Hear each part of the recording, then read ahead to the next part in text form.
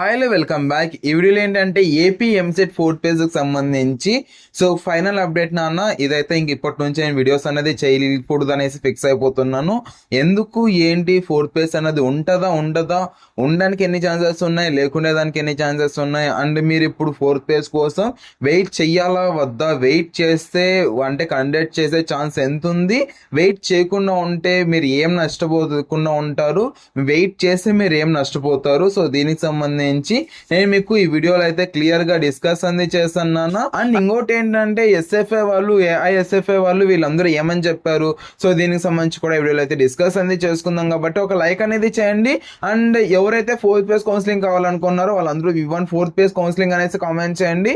And నేను next videos కూడా దీనికి సంబంధించి చేయాలో వద్దనే దానికి సంబంధించి కూడా కామెంట్ సెక్షన్ లో కామెంట్ చేయండి. వీడియోలోకి వెళ్ళిపోయినట్లయితే ఫస్ట్ ఆఫ్ ఆల్ నేను నార్మల్గా అయితే ఎస్ఎఫ్ఐ అలాగే ఐఎస్ఎఫ్ఐ వీళ్ళ దగ్గర అయితే నేను మాట్లాడడం జరిగింది.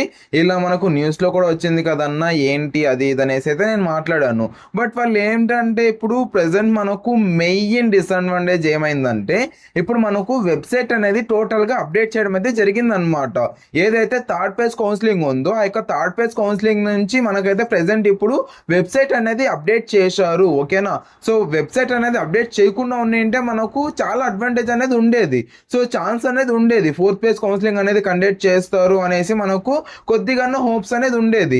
బట్ ఇప్పుడు ఏంటంటే ఏదైతే ఫార్మసీకి సంబంధించి కౌన్సిలింగ్ అనేది స్టార్ట్ అవబోతుంది అనమాట. ఫార్మసీకి సంబంధించి కౌన్సిలింగ్ అనేది స్టార్ట్ అయితే మీకైతే ఇన్ కేస్ అదైతే స్టార్ట్ అయింది అనుకోండి, నోటిఫికేషన్ అనేది రిలీజ్ చేస్తే దట్ ఈస్ ఇంపాసిబుల్ నాన్న.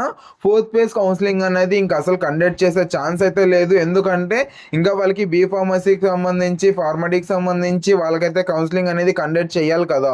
సో మీరు ఒక్కరే కాదు కదా. సో దాని నుంచి ఇదైతే కొద్దిగా దృష్టిలో ఉంచుకోండి. సో మనకు వెబ్సైట్ అనేది అప్డేట్ చేశారు. సో అదే చెప్తున్నారు వీళ్ళు కూడా, ఎవరైతే ఎస్ఎఫ్ఐ వాళ్ళు, ఐఎస్ఎఫ్ఐ వాళ్ళు, సో వీళ్ళందరూ ఎవరైతే ఉన్నారో వాళ్ళు కూడా అదే చెప్తున్నారు అనమాట. సో ఇఫ్ ఇన్ కేస్ అంటే ఏదైతే వెబ్సైట్ ఉందో official website, if in case అది ఏమన్నా అప్డేట్ చేశారంటే ఇంపాసిబుల్ అనమాట మనకి ఇది చేయడం. సో ఇదైతే కొద్దిగా దృష్టిలో ఉంచుకొని మీరు నెక్స్ట్ ఏం చేయాలి ఏంటి అన్నది డిసిజన్ అనేది తీసుకోండి. అండ్ ఇంకోటి ఏంటంటే ఇప్పుడు మీరు వెయిట్ చేస్తే ఏం నష్టపోతారు, సో దానికి సంబంధించి మాట్లాడుకున్నట్లయితే మీకు మ్యాక్సిమం అంటే 1-1కి సంబంధించి సెమిస్టర్ ఎగ్జామ్స్ అనేది దగ్గర వచ్చేస్తున్నాయి. ఓకేనా. మీరు ఎగ్జామ్ కోసం ప్రిపేర్ కాకుండా సో ఈ యొక్క తొక్కులో దీనికోసం మీరు ఇది చేశారంటే సారీ ఏమనుకోకండి. బట్ ఏంటంటే సో ఫోర్త్ పేజ్ కౌన్సిలింగ్ అనేది అక్కడ కండక్ట్ చేయరు, వీళ్ళైతే కండక్ట్ చేయరు.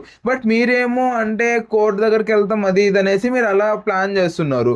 బట్ అక్కడే ఛాన్స్ అనేది లేదు కదా. సో ఇప్పుడు మనకు ఎడ్యుకేషన్ మినిస్టర్ అనేది పెట్టాలనుకుంటే పెట్టేవాడు. బట్ మనం ఎంత ఇది చేసినా కూడా తనైతే చాలా ఆన్సర్స్ అనేది చేయాల్సి ఉంటుంది కండక్ట్ చేస్తే. సో దాని నుంచి అండ్ టైం అనేది చాలా తక్కువ ఉంది కాబట్టి మ్యాక్సిమం కండక్ట్ చేసే ఛాన్స్ అయితే లేదనమాట. అండ్ సో ఇదైతే ఒక దృష్టిలో ఉంచుకోండి.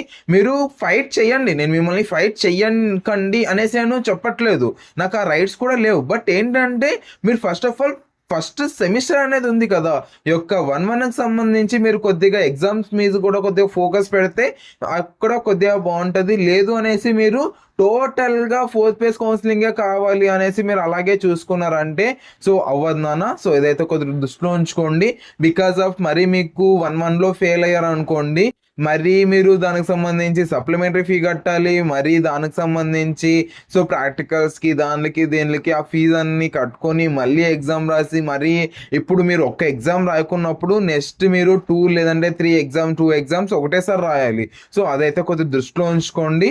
సో సెమీ ఎగ్జామ్స్ మాత్రం కొద్దిగా దగ్గర పడుతున్నాయి కాబట్టి అన్నీ ఎలా రాయాలి ఏంటి అన్నది, ఎలా ప్రిపేర్ అవ్వాలనే దానికి సంబంధించి కూడా కొద్దిగా ఫోకస్ పెట్టండి. అండ్ ఇఫ్ ఇన్ కేస్ మీకు క్లాసెస్ అనేది మంచిగా కండక్ట్ చేయకోకుంటే సో కామెంట్ సెక్షన్ ఒకసారి కామెంట్ చేయండి. అండ్ మీరైతే కొద్దిగా యూట్యూబ్లో వీడియోస్ ఉంటే ఆ వీడియోస్ అన్ని చూసి మీరు మంచిగా ప్రిపేర్ అయ్యి కొద్దిగా ఎగ్జామ్ అనేది రాయండి. సో మీరైతే మెయిన్గా మీరు ఎగ్జామ్ కోసం, సెమిస్టర్ కోసం కొద్దిగా ప్రిపేర్ అవ్వన్నాను. లేదంటే మీరు లేదు అనేసి ఈ యొక్క ఫోర్త్ పేజ్కి సంబంధించిన మీరు అంటే మేము ఫోర్త్ పేజ్ కౌన్సిలింగ్ అనేది కావాలనుకుంటున్నాం, మేము అది ఇది అంటే వాళ్ళు ఇలా అన్నారు వీళ్ళు ఇలా అన్నారు అనేసి మీరు ఏమైనా అలా ఉన్నారనుకోండి, సో మళ్ళీ మీకే ఇబ్బంది అవుతుంది. సో తను మళ్ళీ అంటే ఎవరైతే లాయర్ ఉన్నారో సో అంటే నేను లాయర్ని ఏం తప్పు అనట్లేదు, మీదేం తప్పు అనట్లేదు. బట్ ఇఫ్ ఇన్ కేస్ మీకు సెమ్ ఎగ్జామ్లో మీరు ఏమన్నా ఫెయిల్ అయ్యారు అనుకోండి, గవర్నమెంట్ ఏమన్నా చూసుకుంటుందా, లేదంటే మీ లాయర్ అండ్ ఎవరైతే ఉన్నారో ఎక్సెట్రా ఎక్సెట్రా, సో వాళ్ళు ఏమన్నా చూసుకుంటారా? మీరు ఒకసారి ఆలోచించుకోండి, ఓకేనా? థ్యాంక్ యూ అండ్ జై Hind. Have a great day. Signing off from Jeevan education. కొద్దిగా ఆలోచించి మీరైతే డిసిజన్ అనేది తీసుకోండి. ఇప్పుడైతే మీరు మెచ్యూర్ అయ్యారు, సో మీకు ఇంకా దీనికి సంబంధించి క్లియర్గా మీకు ఎక్స్ప్లెయిన్ చేయాల్సిన అవసరం అయితే లేదనుకున్నాను. సో నెక్స్ట్ వీడియోలో కలుసుకుందాం. దీనికి సంబంధించి నేను ఏమైనా తప్పుగా మాట్లాడేంటి ఐఎమ్ రియల్లీ సారీ, బట్ ఇదైతే రియాలిటీ, ఓకేనా? థ్యాంక్ యూ అండ్ జై Hind. Have a great day. Signing off from Jeevan education.